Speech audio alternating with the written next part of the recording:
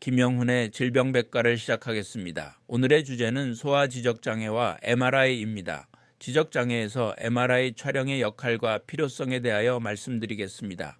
지적장애 자체의 진단에 MRI가 반드시 필요한 것은 아니지만 원인 파악, 동반 뇌질환 확인, 추가 신경학적 이상 여부 평가를 위해 의료진 판단에 시행할 수 있습니다.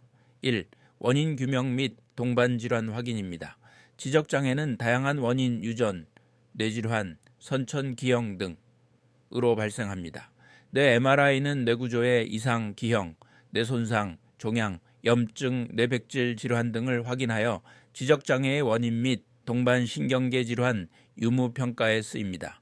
선천적 뇌구조 이상, 뇌의 발달 장애, 출생 후 뇌의 손상 등을 진단하기 위해 필요할 수 있습니다.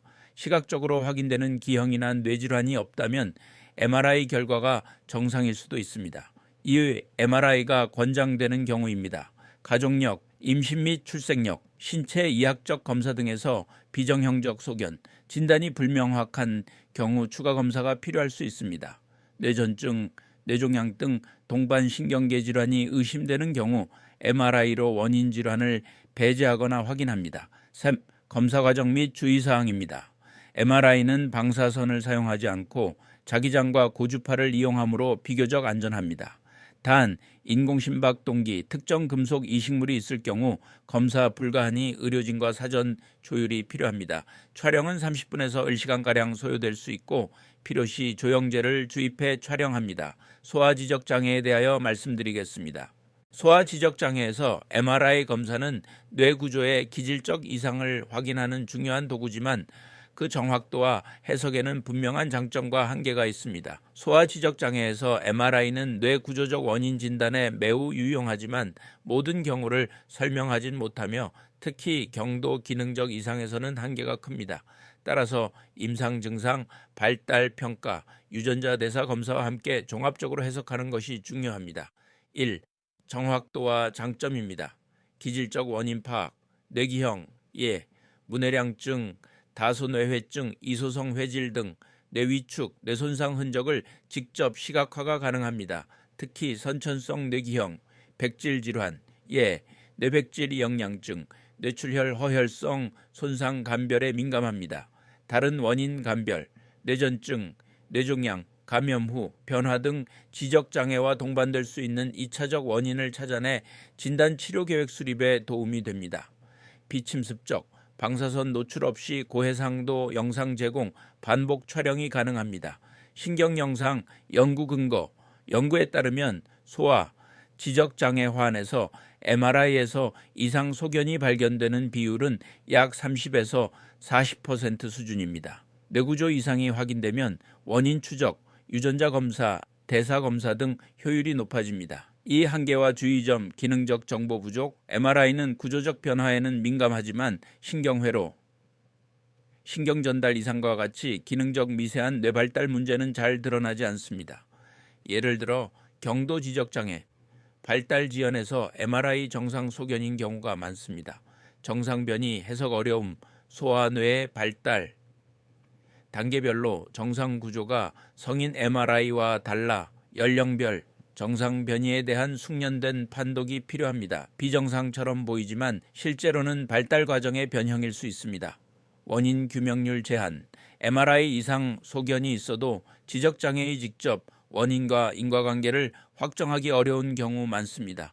원인 미상 지적장애에서 MRI만으로 진단 확정은 드뭅니다. 검사 부담, 영유아 소아는 가만히 누워있기가 어려워 진정이 필요하여 진정 관련 위험성이 존재합니다. 비용 접근성, 고해상도 MRI는 비용이 높고 일부 지역에서는 촬영 대기 시간이 길 수 있습니다. 3. 임상적용 시권고, 적응증, 뚜렷한 발달 지연, 뇌신경학적 징후, 간질 발작, 소두증, 대두증, 신체 기형 동반 시 시행합니다. 검사 순서, MRI만 단독으로 하기보다 임상평가, 발달검사, 유전자 대사 검사, MRI 순으로 진행 시 효율적입니다. 보조검사 병행, 필요시 뇌파, EEG, 기능 MRI, fMRI, 확산 텐서 영상 DTI, PET 등을 병합합니다. MRI로 주로 확인되는 이상 소견에 대하여 말씀드리겠습니다. 소아지적장애에서 MRI로 주로 확인되는 이상 소견이 잘 나타나는 뇌 부위는 특정 발달, 인지 기능과 밀접하게 연결된 영역들입니다. MRI에서 한 부위의 이상만 보는 것보다 여러 부위의 연결망, 커넥토메, 이상을 함께 분석하는 것이 소아지적장애 원인 규명에 더 효과적입니다. 최근에는 DTI, 확산 텐서 영상으로 백질 연결망 손상을 함께 평가하는 추세입니다. 1. 대뇌 피질 세리브럴 코텍스입니다. 전두엽 저프론탈 로브, 집행기능, 계획, 판단, 주의 집중, 발달에 필수적입니다.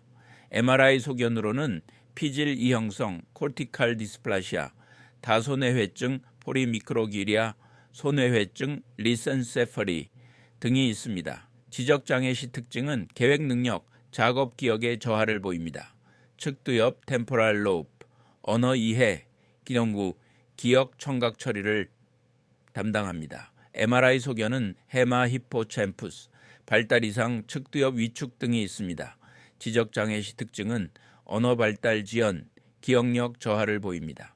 두정엽 파리에탈 로브, 공간인지 수학 논리 처리를 담당합니다. MRI 소견, 피질 발달 장애, 뇌량 연결부 이상 등이 있습니다. 지적장애 시 특징은 공간 수리 능력의 저하를 보입니다. 이후 뇌량, 코르푸스 칼로숨입니다.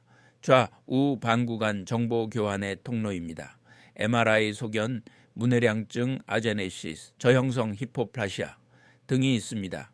지적장애 연관성, 인지 처리 속도, 저하, 협응력, 문제 해결 능력, 저하를 보입니다. 3. 헤마 히포챔푸스 및 변형의 림빅 시스템입니다. 기억 형성과 정서 조절의 핵심입니다. MRI 소견, 헤마 위축, 발달 지연, 비대칭 등이 있습니다. 지적장애 시 학습 기억장애 정서 조절 문제를 보입니다. 4. 기저핵, 바살 강리아입니다. 운동 조절 및 보상 학습을 담당합니다. MRI 소견, 선조체, 에스티리아툼, 발달 이상, 구상, 핵, 팔리둠, 병변 등이 있습니다. 지적장애 시 운동학습 동기 저하, 절차 기억 프로시듀럴 메모리의 저하를 보입니다. 5. 시상 타라무스입니다. 감각 정보의 중계 및 피질 활성의 조절을 담당합니다. MRI 소견, 시상 발달 저형성 대사성 질환에서 고신호 병변 등이 있습니다. 지적장애 시 주의 집중, 감각 통합에 저하가 있습니다. 6. 백질 화이트 매터입니다. 뇌부위 간 신경 연결을 담당합니다. MRI 소견, 뇌백질 이형양증, 렐르코 디스트로피, 미엘린화 지연 등이 있습니다. 지적장애 시 정보 전달 속도, 저하, 복합과제 처리 어려움을 보입니다. 7. 소뇌 체레벨룸입니다. 운동 조정뿐 아니라 인지 언어 처리에도 관여합니다. MRI 소견, 소뇌 저형성, 소뇌 충부, 버미덴 이상 등입니다. 지적장애 시 언어 발달 지연, 순차적 과제 수행의 저하를 보입니다. 8. 뇌간 비레인스템입니다. 기초 생리 조절과 일부 감각 운동 경로를 포함합니다. MRI 소견, 드물지만 선천성 기형에서 구조 이상이 발견됩니다. 지적장애 시 호흡 연하 문제와 발달, 지연 동반이 가능합니다. MRI 촬영 후 신경학적 평가에 대하여 말씀드리겠습니다. 소아에서 MRI 촬영 후 신경학적 평가는 단순히 영상 판독 결과를 읽는 수준이 아니라 MRI 소견을 발달, 단계 임상, 증상과 통합해서 기능적 의미와 예후를 해석하는 과정이 필요합니다. MRI 촬영 후 신경학적 평가는 1. 영상 소견 분석, 2. 기능 연계, 3. 발달, 인지운동 종합평가, 4. 중재 및 추적 계획의 순으로 진행되며 영상과 기능 사이의 상관성을 찾는 것이 핵심입니다. 1. 사전 조건, MRI 판독 요약 확보입니다. 영상의학 전문의 판독에서 주요 소견, 이상 부위, 병변 범위를 기록합니다. 병변이 단일인지 다발성인지 진행성인지 여부를 확인합니다. 연령별, 정상 발달, 구조와 비교하여 발달 지연 또는 변이 여부를 판단합니다. 2. MRI 소견과 신경학적 기능의 매칭입니다. MRI에서 발견된 이상 부위를 해당 부위의 주요 기능과 연결해 해석합니다. 전두엽, 집행기능, 주의, 사회성계획, 조직능력, 충동조절, 주의지속 등을 측정합니다. 측두엽, 해마, 언어 이해, 기억 언어 발달, 단기, 장기 기억 등을 측정합니다. 두정엽, 공간인지, 수리능력 퍼즐, 블록 쌓기, 도형 그리기 손호 운동, 협응, 시, 공간 처리 균형, 순차 동작, 글씨 쓰기 등을 측정합니다. 뇌량, 양방구 통합 양손 협응, 시, 공간 통합 작업을 측정합니다. 백질, 정보 전달, 속도 반응, 속도, 과제 전환 속도 등을 측정합니다. 3. 신경학적 평가 절차입니다. 발달 및 인지 검사, 발달 검사에는 베일리 3, KDST, 덴버2 등이 있습니다. 지능 검사는 WPPSI4, WISC5, KABC2 등이 있습니다. MRI에서 이상 부위의 기능 결손이 검사 점수 패턴에 반영되는지 확인합니다. 신경심리 검사, 집행 기능은 스트룹 테스트, 트레일, 메이킹 테스트로 평가합니다. 기억은 레오디터리, 버벌 러닝 테스트, 벤턴 비주얼 리텐션 테스트로 평가합니다. 주의는 CPT, Continuous Performance Test, 운동 및 감각 평가, 손의 차는기 저액 병변은 균형 검사, 협응 검사, finger to nose, heel to shin 등을 합니다. 두정엽 병변은 촉각, 시각, 변별력, 양측 통합 동작 등을 측정합니다. 언어 평가, 발화 이해 능력은 PRES, 유아용 리비티 수용 표현 어휘력 검사로 평가합니다. MRI에서 측두엽 변형계 이상 시 언어 영역 점검이 필수입니다. 4. 예후 및 추적 평가 계획입니다. MRI 이상 소견이 기능 결손과 일치하면 조기 중재 계획을 수립합니다.